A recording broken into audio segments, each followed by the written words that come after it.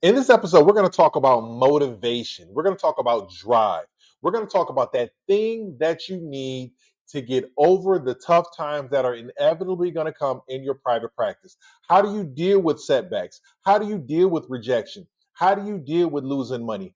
How do you deal with the natural challenges that are going to happen when you start and operate your own medical practice? You know, one of my favorite quotes is by Scott Galloway. He says that greatness is in the agency of others. Meaning, if you're going to do something big and do something great, it can't just be for you personally. And so, my question to you is, if you haven't already thought about it, make sure that you figure out what your purpose is.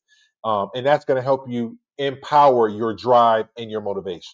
As you're starting your medical practice journey, or as you're already engaged in your medical practice journey, the number one resource that you're going to have is passion and energy and motivation, because you're going to have to breathe that life into your team and breathe that life into your patients. And so, by tapping into these three principles by Daniel Pink, autonomy, mastery, and purpose, it'll help you always revisit that motivation. And if there comes a time where you lose a little bit of motivation, and this has happened to us many times over our 7 years in practice, you can just go back to it.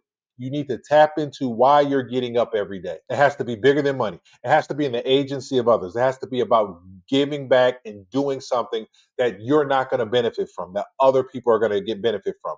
You put these three things together and you are turbocharged for motivation, and you'll be able to dip back into that anytime you need it when you reach a rough spot in your private practice.